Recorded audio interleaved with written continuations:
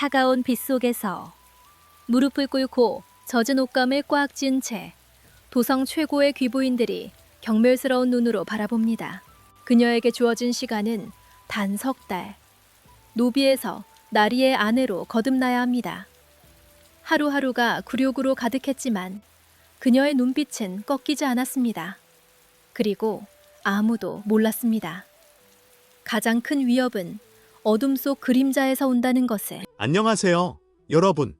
오늘은 조선시대를 배경으로 한 운명과 사랑의 이야기를 들려드리겠습니다. 좋아요와 구독 잊지 마세요. 끝까지 함께 해주세요. 세 달의 굴욕, 그리고 나리의 아내가 되다. 이 이야기는 순수한 허구로 한국 역사 드라마의 매혹적인 세계에서 영감을 받은 것이며 실제 사건에 기반한 것이 아닙니다. 진정한 조선시대 1392년부터 1897년까지 에는 엄격한 신분제도가 있었으며 양반과 노비 사이의 혼인은 법적으로 불가능했습니다. 신분의 장벽은 뛰어넘을 수 없었고 노비에게는 자신의 운명을 바꿀 기회가 거의 없었습니다. 따라서 세 가지 시험, 궁중음모, 몸종의 신분 상승 이야기는 역사적 사실을 반영하는 것이 아닌 영화에서 볼 수 있는 아름다운 예술적 장치입니다. 이제 이 점을 분명히 했으니 사랑과 명예 그리고 놀라운 정신력에 관한 이 드라마틱한 이야기 속으로 함께 빠져들어 보겠습니다. 좋아요와 구독을 잊지 마세요. 가장 흥미진진한 이야기들을 놓치지 않으려면. 1부 어둠 속의 불꽃. 우리의 이야기는 1392년 고려 왕조의 폐허 위에서 새로운 나라 조선이 탄생하던 때로 시작됩니다. 혼란과 변화의 시대였으며 오래된 법은 무너지고 새로운 법은 피와 음모로 쓰여지고 있었습니다. 도성의 웅장한 이 대감댁에서 삶은 엄격한 규칙에 따라 흘렀으며 모든 사람에게는 제자리가 있었습니다. 그리고 그중 가장 낮은 자리는 노비의 것이었는데 그들의 삶은 주인에게 속해 있었습니다. 그 가운데 청이라는 어린 소녀가 있었습니다. 조용하고 거의 눈에 띄지 않는 이루 말할 수 없는 슬픔이 담긴 눈을 가진 소녀였습니다. 그녀는 집안에서 가장 힘든 일을 했지만 다른 이들과 달리 운명에 굴복하는 기색이 없었습니다. 오직 굳고감만이 있었는데 그것은 아무도 모르는 고난으로 단련된 것이었습니다. 손은 굳은 살로 뒤덮여 있었지만 움직임은 우아했고 항상 아래로 향한 눈빛에서는 이따금 지혜와 통찰의 빛이 번뜩였습니다. 집의 주인은 이 대감이었는데 엄격하고 권위 있는 인물로 그의 말은 법이었습니다. 그의 유일한 기쁨이자 후계자는 아들 이준이었습니다. 그러나 젊은 나리는 아버지와는 정반대였습니다. 정치 대신 의학을 선호했으며 다스리는 것이 아닌 고통받는 이들을 돕는 것을 자신의 소명으로 여겼습니다. 그는 어지럽고 하인들을 재산이 아닌 사람으로 보았습니다. 그러나 그 집에는 이준의 삼촌 조나리가 살았습니다. 대감의 아우로 아첨하는 미소와 차갑고 이리저리 굴리는 눈을 가진 사람이었습니다. 그는 항상 그늘 속에 머물며 충성심을 가장했지만 그의 마음 속에는 시커먼 시기심과 권력에 대한 갈망이 때를 기다리고 있었습니다. 청과 이준의 운명은 뜨거운 여름날 도성의 시장에서 교차했습니다. 이준은 아버지의 뜻을 어기고 가난한 이들을 무료로 치료하기 위해 자주 그곳을 찾았습니다.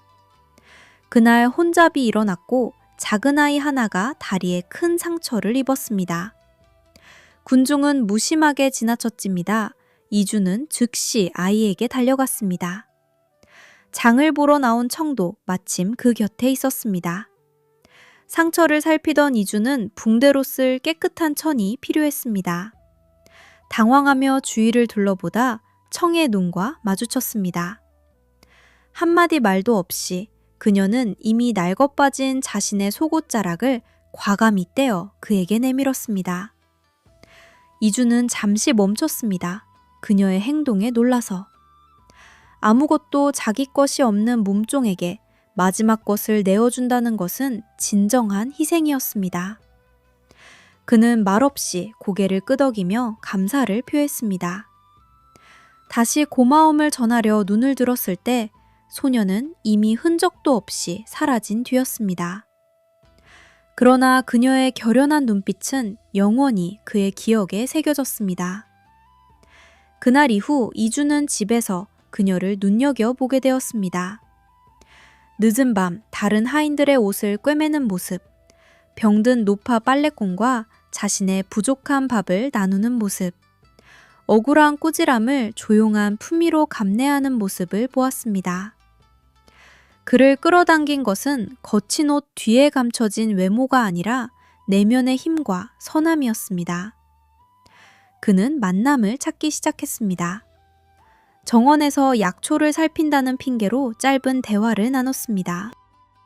약초의 효능을 물어보다 그녀가 학술서에서 자신이 아는 것만큼이나 그것들에 대해 잘 안다는 사실에 놀랐습니다. 만날 때마다 그의 관심은 더욱 커졌습니다. 그는 그녀에게서 동료의 영혼을 발견했습니다. 청에게 젊은 나리의 관심은 어두운 지하실에 비치는 햇살 같았습니다. 처음에는 눈을 들어 바라보기도 두려웠는데 그들 사이의 심연이 넘을 수 없다는 것을 알았기 때문입니다. 나리와 몸종 사이의 어떤 관계도 그녀에게 잘해야 추방, 최악에는 죽음을 의미할 수 있었습니다. 그러나 이준의 목소리에 담긴 따뜻함이 그녀의 마음속 얼음을 녹였습니다. 생애 처음으로 누군가가 그녀를 물건이 아닌 사람으로 보아주었습니다.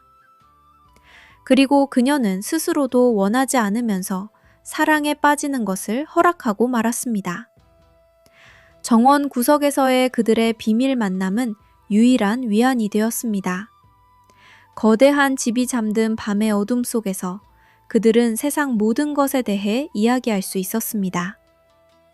그들의 사랑은 순수했고 운명이 없었으며 두 사람 모두 그것을 알고 있었습니다. 2부 금지된 사랑과 가혹한 조건. 피할 수 없는 일이 일어났습니다. 정직하고 솔직한 이주는 더 이상 자신의 마음을 숨길 수 없었습니다. 그는 청이 정실 부인이 될 자격이 있다고 결심했습니다. 사회의 모든 관습에 거스리는 것임을 알면서도 그에게는 사랑이 더 중요했습니다. 어느 날 저녁 그는 아버지를 찾아갔습니다. 아버지, 결심했습니다.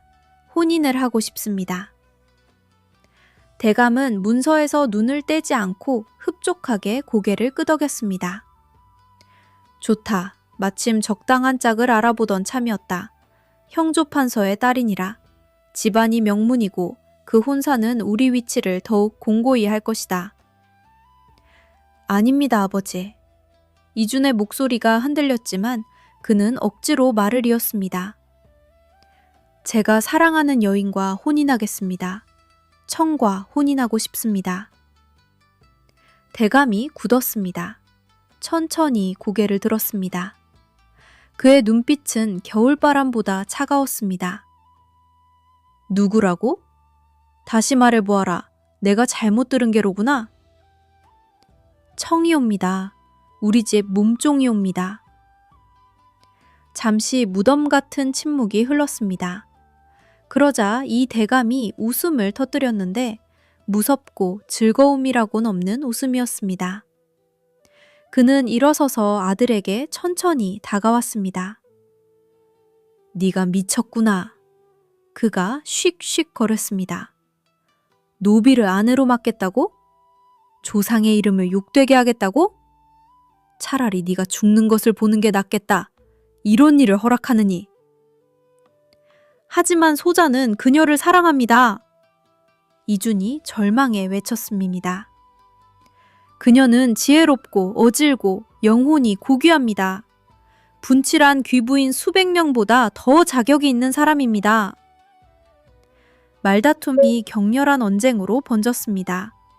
실랑이가 한창일 때 삼촌 조가 조용히 방으로 들어왔습니다. 형님, 조카님, 흥분하지 마십시오. 이 다툼을 해결할 방법이 있을 수 있습니다. 무슨 말이냐? 대감이 으르렁댔습니다. 그 계집을 매질하고 땅끝까지 팔아버리란 말이냐? 아니옵니다, 형님. 조가 미소 지었습니다. 조카는 그 소녀가 귀부인의 모든 자질을 갖추었다 합니다. 그렇다면 왜 그것을 증명하게 하지 않으시겠습니까? 수습 기간을 주십시오. 3달이면 어떻겠습니까? 통과하면 형님께서 현명하심을 보이시며 그 혼사를 허락하시면 됩니다. 통과 못하면 당연히 못할 것이지만 조카님 스스로 자신이 얼마나 잘못 판단했는지 알게 될 것입니다. 이주는 이것이 함정임을 알았지만 아버지는 이 생각을 움켜쥐었습니다. 그의 눈에 잔인한 빛이 번쩍였습니다. 옳은 말이다, 아우야. 그가 천천히 말했습니다. 그렇게 하자.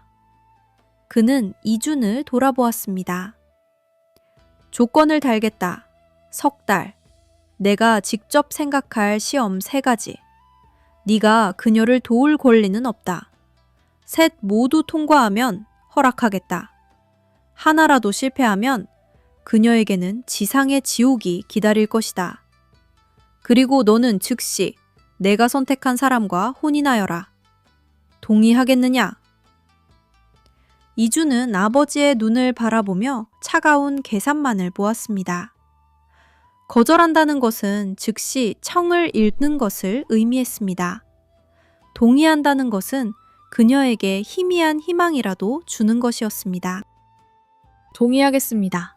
그는 단호하게 대답했습니다. 구석에 있던 삼촌조는 거의 알아채기 어려운 미소를 지었습니다. 그의 계획이 맞아들어갔습니다.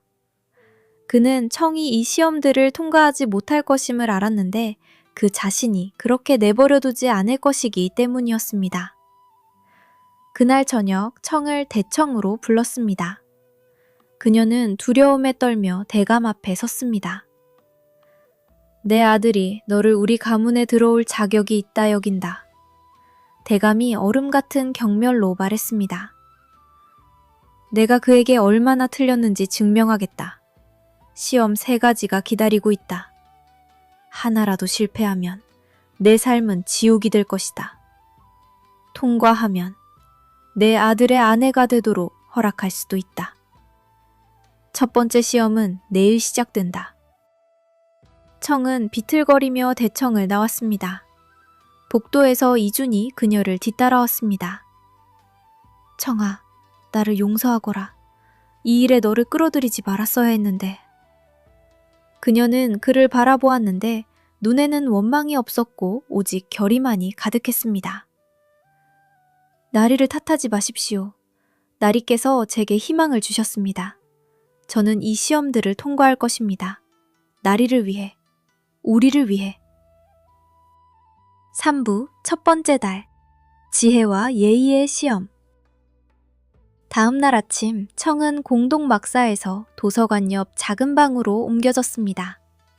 이것은 자비가 아니라 시험의 일환이었습니다. 곧 이 대감이 직접 나타나 책더미를 그녀의 발 앞에 던졌습니다. 첫 번째 시험이다. 그가 비웃으며 선언했습니다. 너는 소작인처럼 무식하구나. 이 한 달 안에 한자 천자를 완벽하게 익히고 공자의 글을 읽을 줄 알며 서예 기술을 터득해야 한다. 그리고 달 말에는 내 손님들을 위한 다래를 올릴 것이니라. 도성의 가장 고귀하고 까다로운 부인들로 이루어진. 그들이 내 예절과 담화 능력을 평가할 것이다. 실패하면 혹독한 대가를 치르리라. 청에게 이것은 하늘로 오르라는 명령이나 다름없었습니다. 처음 며칠은 그야말로 지옥이었습니다. 한자는 의미 없는 극적거림으로 보였고 붓은 말을 듣지 않았으며 책들은 이해할 수 없는 소리의 나열이었습니다. 하루에 3시간밖에 자지 못했습니다. 낮에는 예절 수업에 참석하도록 강요받았는데 그곳에서는 공공연히 그녀를 비웃었습니다. 삼촌 조는 그녀의 실패를 앞당기기로 결심했습니다. 밤에 그는 그녀의 방에 몰래 들어가 학습용 두루마리들을 의도적인 오류가 있는 다른 것들로 바꿔치기 했습니다. 그러고는 이 대감에게 이준이 청을 몰래 돕는 것을 보았다고 우연히 말했습니다. 대감의 분노는 무서웠습니다. 그는 청에게 달려가 오류를 보고는 격분혼하여 그녀의 책을 모두 불태우라고 명령했습니다. 청은 절망에 빠졌습니다. 이준이 그녀를 돕지 않았다는 것을 알았지만 그녀의 말은 아무런 가치가 없었습니다. 모든 것이 끝난 듯 보였습니다. 밤에 제 한 주먹을 바라보다 자리 밑에서 두루마리 하나를 발견했습니다. 거기에는 공자의 가르침에서 온 한 구절이 적혀 있었습니다. 진정한 지식은 자신의 무지를 아는 것이다. 이준의 글씨체였습니다. 그는 답을 주지 않고 가장 중요한 것을 상기시켜 주었을 뿐입니다. 외울 것이 아니라 이해해야 한다고. 이것이 그녀에게 새로운 힘을 주었습니다. 자신이 함정에 빠졌음을 깨달았습니다. 더 이상 책을 믿을 수 없었으므로 눈과 귀를 믿기로 했습니다. 몰래 수업을 엿들었고 학자들을 관찰했으며 간판에 한자들을 외웠습니다. 한자가 이미지라는 것을 이해했습니다. 산은 산처럼 생겼고 강은 흐르는 물을 닮았습니다. 그녀의 마음은 자신만의 직관적인 학습 방법을 찾아냈습니다. 모래 위에 막대기로 서예를 연습하고 정원에서 일하며 현인의 말씀을 되새겼습니다. 달의 날이 왔습니다. 손님용 정자에 도성의 가장 영향력 있는 부인들이 모였습니다. 청이 들어섰습니다. 청은 부드럽고 자연스러웠으며 움직임은 천천히 그리고 정확했습니다. 그녀는 자연에서 배운 의미를 모든 동작에 담았습니다. 차를 따르자 형조판서 부인이 날카롭게 말했습니다. 당신이 이제 대단한 학자가 되었다 들었어요. 여인의 도리에 대해 무언가를 인용해 볼 수 있겠어요? 청은 차분하게 대답했습니다. 귀하신 마님, 많은 것을 읽지는 못했지만 공자님의 한 말씀이 마음에 깊이 새겨졌습니다. 사람들이 나를 알아주지 않음을 걱정하지 말고 내가 사람들을 알지 못함을 걱정하라. 정자의 침묵이 흘렀습니다. 이것은 그들의 오만함에 대한 은근한 질책이었습니다. 삼촌 조가 끼어들었습니다. 서예 솜씨를 보여주시죠. 복자를 써보시오. 그는 그녀가 오류를 범할 것이라 확신했습니다. 청은 붓을 들고 고풍스럽고 거의 잊혀진 서체로 아름다운 글자를 자신 있게 썼습니다. 병풍 뒤에서 지켜보던 이 대감은 자신도 모르게 앞으로 몸을 기울였습니다. 그러나 청은 멈추지 않았습니다. 글자 옆에 꽃피는 매화가지를 그렸는데 이것은 모든 격식을 어기는 것이었습니다. 이것이 무슨 의미입니까? 대감 부인이 인상을 찌푸렸습니다. 청이 절했습니다. 복에 대해 쓰라 하셨습니다. 그것을 외우는 것이 본질을 이해하는 것과 다름을 깨달았습니다. 저에게 복이란 이 매화가지와 같습니다. 추운 날씨에도 꽃을 피워나리든 종이든 볼 준비가 된 모든 이에게 아름다움을 선사하는. 그녀의 진심과 뜻밖의 지혜는 모두를 무장해제시켰습니다. 가장 날카로운 손님들도 대답을 찾지 못했습니다. 저녁에 이 대감이 청을 불렀습니다. 첫 번째 시험은 통과했다. 마침내 그가 말했습니다. 그의 목소리에는 이전의 경멸감이 없었습니다. 그렇다고 앞으로가 더 쉬울 것이라 생각하지 마라. 석 달 중 한 달이 지났습니다. 4부 두 번째 달, 자비와 관리의 시험. 두 번째 시험은 더욱 교활했습니다. 대감이 청을 광에 데려갔습니다. 오늘부터 너는 살림을 관리한다. 그가 선언했습니다. 모든 재고가 네 책임이다. 달 말에 보고서를 올려라. 그러나 그것이 전부가 아니다. 그가 길을 가리켰습니다. 근처 마을에 열병이 돌기 시작했다. 우리 광에서 쌀 한 톨도 그들에게 쓰는 것을 금한다. 남을 위한 자비는 낭비이니라. 이것은 악마적인 함정이었습니다. 좋은 관리인이 되면서 냉혹한 인간이 되거나 자비를 베풀다 시험을 망치거나. 의사로서 이주는 격분했지만 아버지가 그에게 저택을 떠나지 못하게 했습니다. 삼촌 조는 기뻐 날뛰었습니다. 밤에 그의 사람들이 광에서 쌀가마니 몇 개를 몰래 빼냈고 낮에 그는 새 관리인이 하인들을 굶긴다는 소문을 퍼뜨리기 시작했습니다. 청은 망치와 모루 사이에 끼게 되었습니다. 마을에서 끔찍한 소식이 들려왔고 그녀의 가슴이 찢어졌습니다. 살림 장부를 살피다 삼촌조가 오랫동안 가족의 재산을 빼돌려 없는 잔치를 위해 비싼 술을 구입해왔다는 것을 발견했습니다. 하지만 증거가 없었습니다. 그래서 위험한 결정을 내렸습니다. 명은 광에 있는 것들에 대한 것이었지 정원과 숲에서 자라는 것들에 대해서는 아무 말이 없었습니다. 약초에 대한 지식과 이준이 우연히 남겨둔 의학서적들을 이용하여 그녀는 행동에 나섰습니다. 밤에 치료용 다림약을 다리고 먹을 수 있는 뿌리로 영양가 있는 죽을 만들었습니다. 매일 밤 잡힐 위험을 무릅쓰고 마을에 음식과 약을 전달했습니다. 동시에 살림 관리에 착수했습니다. 엄격한 재고 기록을 도입하고 요리사들과 협의하여 상차림 남은 것으로 하인들의 식사를 마련하도록 했으며 절약한 식재료는 비축해 두었습니다. 하인들 사이에 불만이 사라졌습니다. 삼촌 조는 분노했습니다. 그는 모든 것을 걸고 청이 마을 남자들과 몰래 만난다고 고발했습니다. 청이 솥을 울타리로 옮기던 그날 저녁, 경비대가 그녀를 붙잡았습니다. 여기 보십시오, 형님. 제 말이 맞지 않습니까? 대감 앞에서 삼촌조가 의기양양해 했습니다. 그녀는 낭비꾼이자 음란한 여자입니다. 그 순간 그 마을의 이장이 대청으로 뛰어들어와 무릎을 꿇었습니다. 대감나리, 그녀를 벌하지 마옵소서. 그녀는 저희 구원자입니다. 저희가 죽어가던 때 홀로 도움의 손길을 내밀었습니다.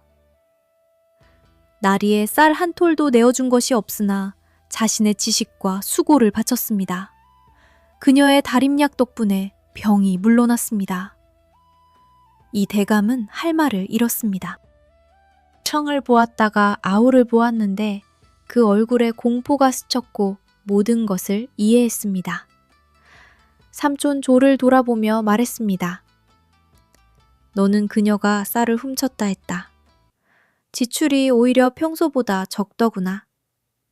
하지만 네 술 계산서는 아우야, 의문이 드는구나. 삼촌 조가 창백해졌습니다. 대감은 다시 청을 바라보았습니다. 그의 눈에는 놀라움과 존경심이 어려 있었습니다. 그녀는 자신의 잔인한 지혜로도 상상하지 못했던 제3의 길을 찾아냈습니다. 자비와 탁월한 관리 능력 모두를 보여준 것이었습니다. 두 번째 시험 통과다. 그가 낮게 말했습니다. 2달이 지났습니다. 마지막 가장 혹독한 것만이 남아 있었습니다. 오부 세 번째 달, 충절의 시험과 음모의 발각. 세 번째 달의 시작은 불길알이 많지 조용했습니다. 마침내 대감이 청과 이준을 불렀습니다. 마지막 시험은 충절에 관한 것이다. 그가 말했습니다. 우리 집안에 나를 해치려 음모를 꾸미는 배신자가 있다는 정보가 들어왔다. 네 임무는 청아, 그를 찾아내는 것이다. 1달의 시간을 주겠다. 찾아내면 충절을 증명하는 것이다. 잘못 지목하면 무고죄로 처형될 것이다. 해내지 못하면 공모 혐의를 씌우겠다. 아무도 믿어서는 안 된다. 이것은 사형 선고였습니다. 보잘것없는 소녀가 어떻게 정치적 음모를 밝혀낼 수 있겠습니까? 청은 이것을 알면서도 관찰하기 시작했습니다. 삼촌조가 얼마나 초조하게 행동하는지, 그가 수상한 자들과 몰래 만나고 암호화된 서신을 보내는 것을 알아챘습니다. 주된 용의자는 그였지만 그것은 너무 명백해 보였습니다. 삼촌조는 한편 자신의 거미줄을 짜고 있었습니다. 그는 실제로 주모자로서 매년 열리는 가을 사냥 때 대감과 아들을 죽이려 계획했는데 그것이 반란의 신호탄이 될 것이었습니다. 완벽한 희생양은 청이 될 예정이었습니다. 심지어 그녀를 처형된 장군의 딸로 확인해줄 위증자까지 고용했습니다. 시간이 흘러감을 느끼며 청은 이준과 이야기하기로 결심했습니다. 자신의 의혹을 이야기했습니다.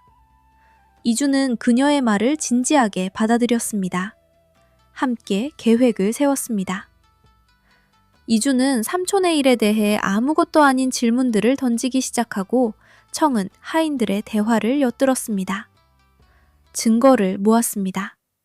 지도 조각, 무기상에서 온 이상한 영수증. 결정적인 단서는 우연히 발견되었습니다.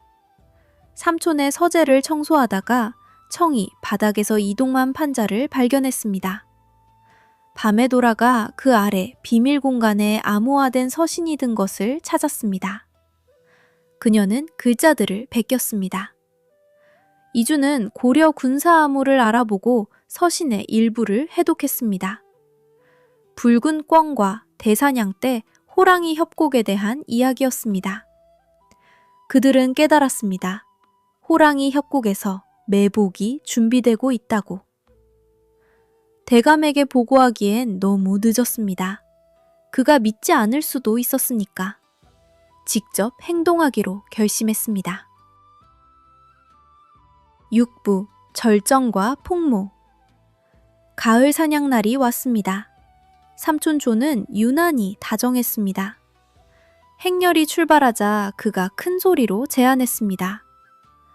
형님, 호랑이 협곡에서 희귀한 흰 사슴이 목격되었습니다. 그곳으로 가시죠. 대감이 막 동의하려는 순간 이준이 갑자기 비틀거리며 가슴을 움켜쥐었습니다. 아버지, 몸이 좋지 않습니다. 개울가에서 잠시 쉬어가겠습니다. 그는 협곡에서 반대 방향을 가리켰습니다. 걱정이 된 대감이 즉시 동의했습니다. 나리들이 쉬는 동안 청은 계획의 두 번째 부분을 실행에 옮겼습니다. 삼촌조의 용병들 야영지에서 바람이 불어오는 쪽의 마른 풀에 불을 질렀습니다. 짙은 연기가 매복 쪽으로 피어올랐습니다. 음모자들이 패닉 상태로 은신처에서 뛰쳐나와 이준이 미리 돌아가는 길로 보낸 대감의 친위대와 맞닥뜨렸습니다. 전투가 시작되었습니다. 음모자들은 순식간에 제압되었습니다. 이 순간 삼촌조는 모든 것이 끝났음을 깨달았습니다. 고려를 위하여! 라는 외침과 함께 단도를 뽑아 형에게 달려들었습니다. 그러나 이준이 아버지를 밀어냈고 칼날은 그의 어깨를 스쳐 지나갔습니다. 경비대가 즉시 배신자를 붙잡았습니다. 모든 것이 끝났습니다. 삼촌조를 대감 앞에 데려왔을 때 그는 분노로 창백했습니다. 아우야, 네가? 삼촌조가 미친 듯이 웃었습니다. 그렇다, 나다. 그리고 저 망할 계집만 없었다면 성공했을 것이다. 그리고 마지막 일격을 날렸습니다. 당신은 그녀가 누군지 알기나 하오? 이것은 장군 김의 딸이오. 바로 당신이 15년 전 처형 보낸 그 배신자 말이오. 그녀가 복수하러 온 것이오. 귀이은 침묵 속에서 그 말들은 천둥소리처럼 울렸습니다. 대감이 천천히 청을 돌아보았습니다. 사실이냐? 청이 몸을 고추 세웠습니다. 그렇습니다. 그녀가 단호하게 말했습니다. 저는 장군 김철의 딸입니다. 하지만 제 아버지는 배신자가 아니었습니다. 저는 복수가 아닌 진실을 찾으러 온 것입니다. 그 순간 붙잡힌 음모자 중 하나가 외쳤습니다. 그녀의 말이 맞습니다. 장군 김은 임금께 충성스러웠습니다. 조나리가 증거를 위조하고 그를 모함했습니다. 우리 모두 이 사실을 알고 있었습니다. 이 대감이 휘청거렸습니다. 친구였던 장군 김을 떠올렸습니다. 처형 후 그를 갉아먹었던 의혹들을 떠올렸습니다. 사라졌던 어린 딸을 떠올렸습니다. 모든 것이 맞아들어갔습니다. 잔인한 진실이 그에게 쏟아졌습니다.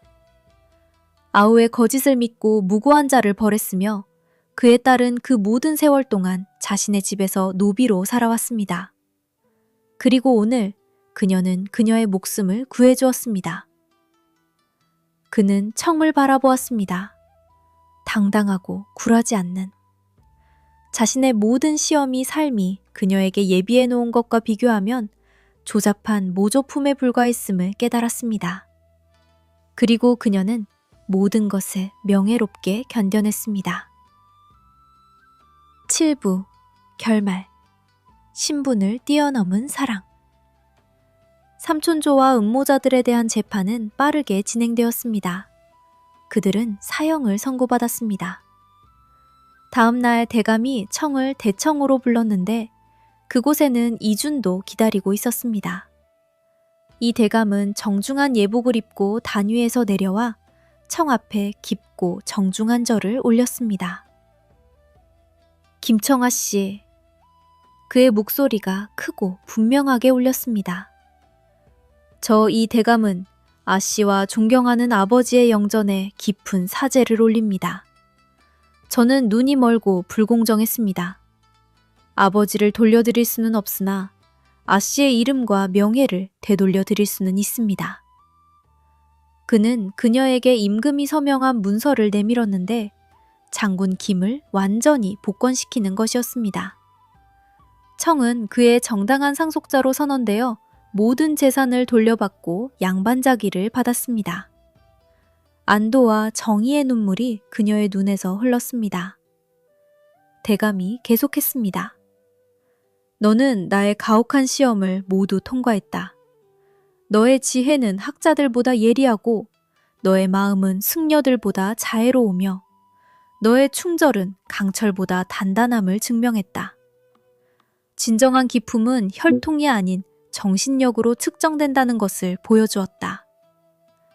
그는 행복으로 빛나는 이준을 돌아보았습니다. 아들아, 네가 나보다 지혜로웠구나. 내 마음이 보물을 선택했다.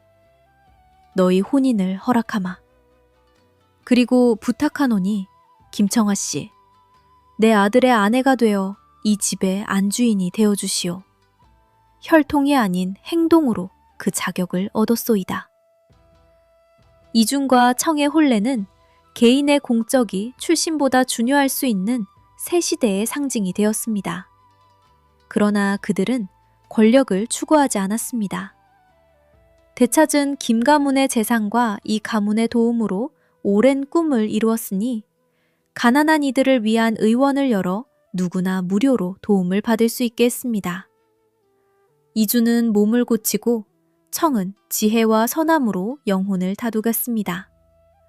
굴욕과 치명적인 위험을 헤쳐나온 끝에 그녀는 나리의 아내가 되었을 뿐 아니라 가족을 얻었으며 진정한 가치는 출신이 아닌 정신력과 마음의 힘으로 측정된다는 것을 증명했습니다.